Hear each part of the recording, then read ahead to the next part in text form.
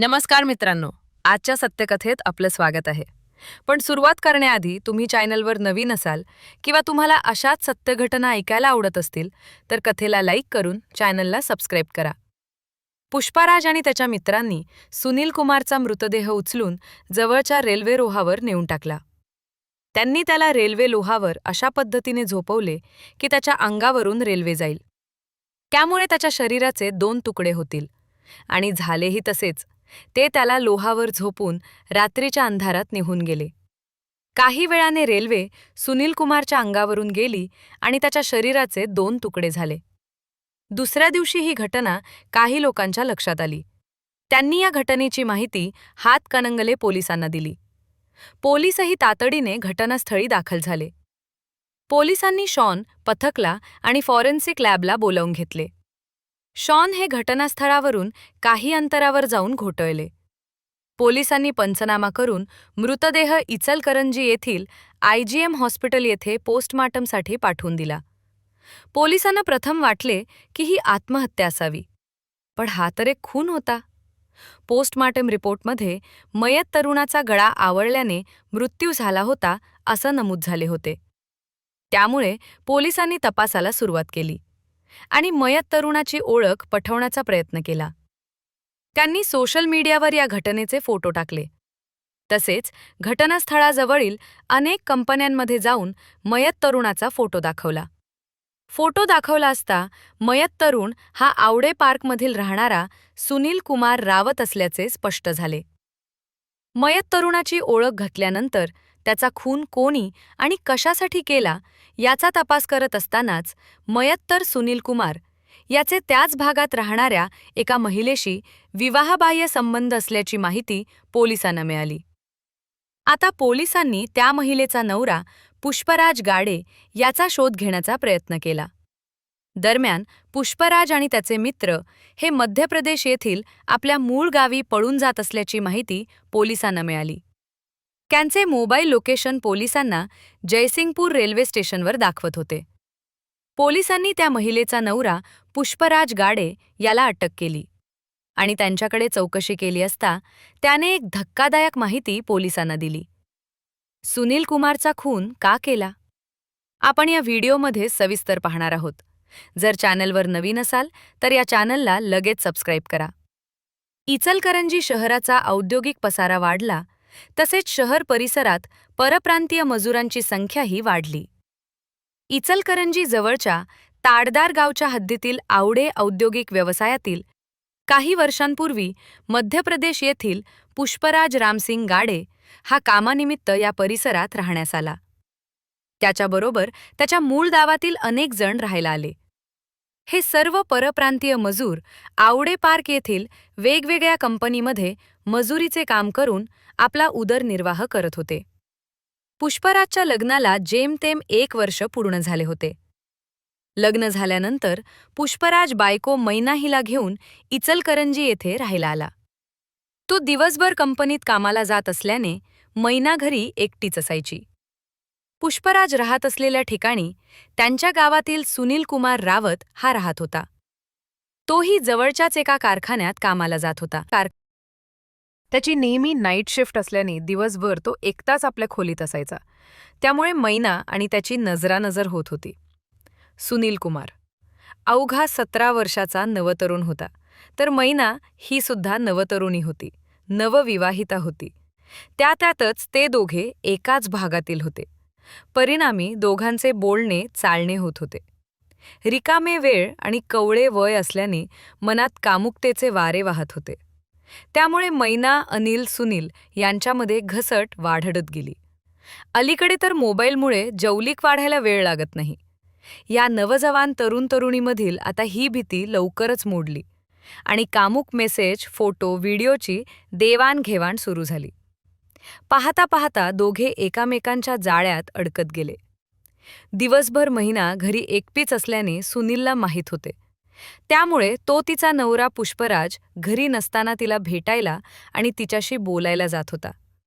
तो तिला भाभी, भा म्हणत होता. केसात भांग भरलेली मैना आपल्या चेहऱ्यावर घोंगट ओढत होती. बोलतानाही ती घोंगट ओढून बोलत असे. पण तिचा कमनीय देहावरून सुनीलची नजर हटत नव्हती. कधी एकदा तिचा भोग घेतो असं त्याला झालं होतं. तो तिच्याशी लाडीक आणि मधाळ बोलत होता. कधीकधी तो तिला स्पर्शही करत होता. तिच्याशी लगड करण्याचा प्रयत्न करत होता. एकदा ती काम करत असताना त्याने तिला मागून मिठी मारली. ती पहिल्यांदा नाही म्हणत म्हणत त्याच्या मिठीत शिरली. तिलाही तेच पाहिजे होते.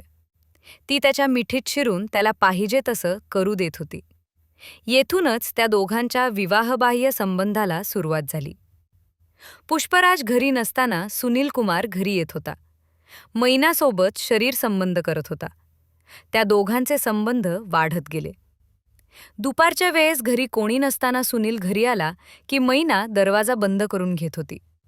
हळूहळू दरवाजाच्या आत काय घडत आहे हे शेजारच्यांना कळून चुकले. त्यामुळे त्या दोघांच्या संबंधाची चर्चा सुरू झाली. सुनील कुमार हा तिला काय पाहिजे काय नको हे बघत होता. तिची प्रत्येक गरज तो पूर्ण करत होता. नावालाच ती पुष्पराजची बायको होती, पण मिठीत मात्र सुनील कुमारच्या शिरात होती. हल्ली ती रात्री अपरात्री पुष्पराज झोपल्यानंतरही आपल्या मोबाईलवरून सुनील कुमारशी चॅटिंग करत होती. दरम्यान शेजाऱ्यांमध्ये आपल्या पत्नीविषयी होणारी चर्चा आणि तिच्या मोबाईलवरील चॅटिंग हे पुष्पराजच्या लक्षात आले. तो आता दोघांवर नजर ठेवून होता. आपल्या बायकोला सुनील कुमारने नादाला लावले आहे ही गोष्ट पुष्पराजला समजली. त्यावेळी त्याने या गोष्टीचा जबाब सुनील कुमारला विचारला. तसेच माझ्या बायकोपासून दूर राहा, नाहीतर त्याचे परिणाम गंभीर होतील अशी धमकीही त्याला दिली. त्यावेळी सुनील कुमारनेही त्याला शिव्या देत्या. तेरे बीवी के साथ मैंने सुहागरात मनाई है, तुझे क्यों तकलीफ है, जा तुझे क्या करना है कर, असं म्हणून त्यानं त्याला दूरकावले. पुष्पराजने काय ओळखायचे ते ओळखले. त्याच्या तळपायाची आग मस्तकात गेली. मैना व सुनील कुमार हे दोघे तसे एकाच वयाचे होते. ती फक्त त्याच्यापेक्षा 2 वर्षांनी मोठी होती. पुष्पराजपेक्षा तिला सुनील कुमार आवडायला लागला. त्यामुळे ती त्याला सोडायला तयार नव्हती. दोघेही सांगून ऐकत नाहीत हे पुष्पराजच्या लक्षात आल्यावर त्याने सुनील कुमारचा गेम करायचं ठरवले. त्याने ही गोष्ट आपल्या गावाकडील 3 मित्रांना सांगितली. त्यांनाही सुनील कुमार आणि पुष्पराज याच्या बायकोचे प्रकरण माहीत होते. त्यातच 15-3 आठवड्यापूर्वी रागाच्या भरात पुष्पराज बायकोला आपल्या मूळ गावी सोडून आला होता. महिना नसल्याने सुनील कुमारही बेचैन झाला. वयाच्या 17व्या वर्षीच तो दारू पिऊ लागला. कामावरून घरी आला की दारू पिऊन तो झोपत होता. तर दुसरीकडे आपल्या बायकोला नादाला लावलेल्या सुनील कुमारला कायमचा धडा शिकवण्याचा प्लॅन पुष्पराज मित्रांच्या मदतीने करत होता. रविवार दिनांक 3 नोव्हेंबर रोजी त्याने आपले मित्र संतोष कुमार आणि शिवेंद्र सिंग यांना बरोबर घेऊन सुनील कुमारला घातले. त्याला त्या तिघांनी दारू पाजून आपल्या गाव जाऊ असे सांगितले. गावी गेल्यावर मैनासोबत भेट होणार म्हणून सुनील कुमार हा त्यांच्याबरोबर मध्य प्रदेशमधील आपल्या गावी जायला तयार झाला. मात्र त्या तिघांच्या मनात वेगळाच राव होता. हे सुनील कुमारच्या लक्षात आले नाही. पुष्पराज, संतोष कुमार आणि शिवेंद्र यांच्याबरोबर तो दारू प्यायला बसला. त्यावेळी त्यांच्यासोबत आणखीन 4 अल्पवयीन होते. सुनील कुमार हा त्या सर्वांना ओळखत होता. तेही त्याच्याच गावचे असल्याने त्याला त्यांच्यासोबत दारू पिण्यास काही वाटले नाही.